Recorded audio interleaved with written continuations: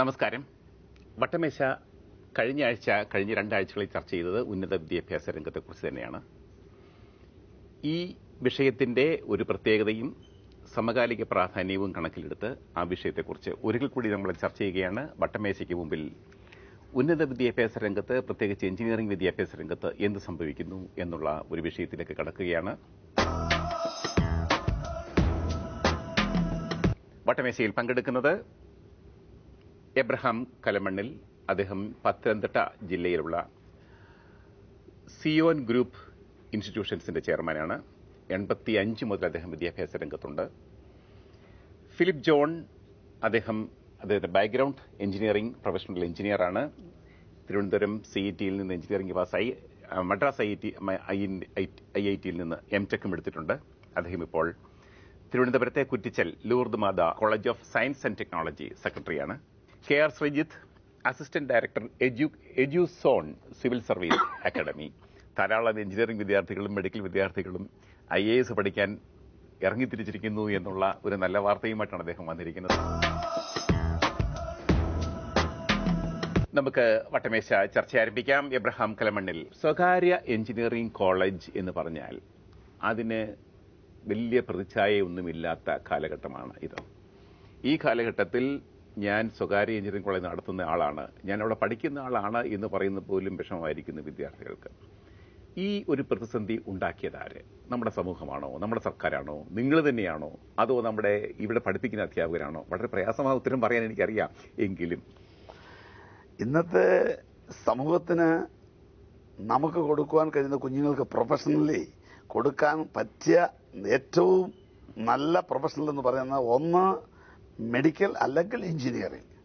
ഇത് രണ്ടും കിട്ടുന്നില്ലെങ്കിലാണ് നമ്മുടെ കുഞ്ഞുങ്ങളെ നമ്മൾ എവിടോട്ടെങ്കിലും അയക്കുവാൻ മാതാപിതാക്കൾ നമ്മുടെ രാജ്യത്ത് ആഗ്രഹിക്കുന്നത്. അവർക്ക് ഇത് രണ്ടും കഴിയുന്നില്ലെങ്കിൽ മറ്റു they may look for something else. അപ്പം ആ എഞ്ചിനീയറിംഗ് എന്ന് പറയുന്ന ഒരു പ്രൊഫഷൻ ഒരു കുട്ടിക്ക് ലഭിക്കുക എന്ന് പറയുന്നത് എംപ്ലോയ്മെന്റിലുപരി സ്റ്റാറ്റസ് മെയിൻറ്റെയിൻ ചെയ്യുന്നു അവന്റെ ഫാമിലിയും അവന്റെ പേരൻസും. താങ്കളുടെ ഉൾപ്പെടെയുള്ള സ്ഥാപനങ്ങൾ അതിന്റെ ഒരു പ്രസക്തി ഉണ്ടോ? എഞ്ചിനീയറിംഗ് കോളേജ് എഞ്ചിനീയറിംഗ് വിദ്യാഭ്യാസത്തിന്റെ പ്രസക്തി നഷ്ടപ്പെടുകയാണോ? ഒരിക്കലുമല്ല. എഞ്ചിനീയറിംഗ് വിദ്യാഭ്യാസത്തിന്റെ പ്രസക്തി നാൾക്ക് നാൾ വർദ്ധിക്കും എന്നുള്ള ഒരു പ്രതീക്ഷയാണ് എനിക്ക്.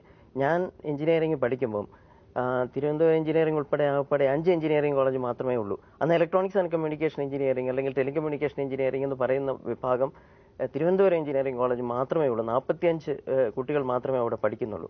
പക്ഷേ അവർക്ക് അന്ന് ഞാൻ പഠിച്ചു പാസ്സാകുമ്പോൾ എനിക്ക് ഈ ഇലക്ട്രോണിക്സ് മേഖലയിൽ ജോലി കിട്ടുമെന്ന് യാതൊരു ഉറപ്പുമില്ലായിരുന്നു. കാരണം കേരളത്തിൽ ഒന്നും തുടങ്ങിയിട്ടിരുന്നില്ല അന്ന്. പക്ഷേ ഞാൻ ഇറങ്ങി വന്നപ്പം കെൽട്രോൺ എന്നുള്ള ഒരു മഹാസ്ഥാപനം ഇവിടെ തുടങ്ങി. അതുപോലെ ഇപ്പോഴും എനിക്ക് തോന്നുന്നത് ആ എന്റർപ്രണർഷിപ്പുള്ള ആൾക്കാർ ധാരാളം വരുന്നുണ്ട്. ധാരാളം ജോലി സാധ്യതകൾ ഇവിടെ ഉണ്ട്.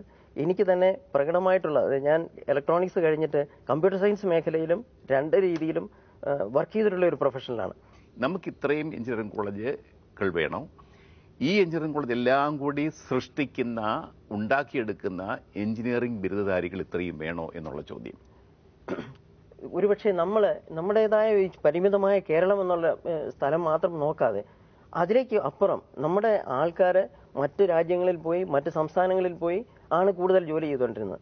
അതുപോലെ തന്നെ നമ്മൾ നോക്കുകയാണെങ്കിൽ നമ്മൾക്ക് ഉണ്ടാക്കി വിടുന്ന ഈ ഹയർ സ്റ്റഡീസിന്റെ മേഖലയിൽ പ്രൊഡ്യൂസ് ചെയ്യുന്ന ഈ എഞ്ചിനീയേഴ്സ് എന്ന് പറയാം.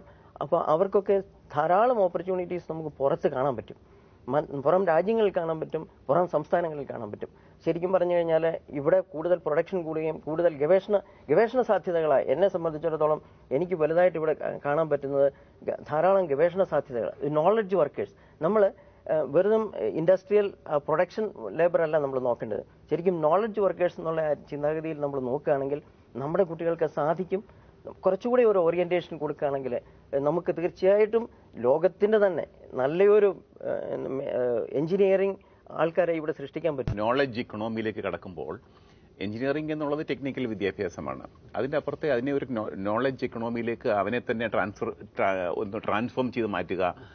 പക്ഷേ ആ ഒരു കാഴ്ചപ്പാട് നമ്മുടെ ഭരണകർത്താക്കൾക്കുണ്ടോ, ഈ കോളേജുകളിലൊക്കെ നടത്തുന്ന മാനേജ്മെന്റുകൾക്കുണ്ടോ, അവിടുത്തെ അധ്യാപകർക്കുണ്ടോ? അതൊക്കെ വലിയ പ്രശ്നമല്ല. ഈ മാറുന്ന സമൂഹത്തിൽ ഗ്ലോബൽ ചേഞ്ചസ് വന്നുകൊണ്ടിരിക്കുകയാണ്. നമ്മൾ കഴിയുന്നത് ഒരു ഗ്ലോബൽ വില്ലേജിലാണ്.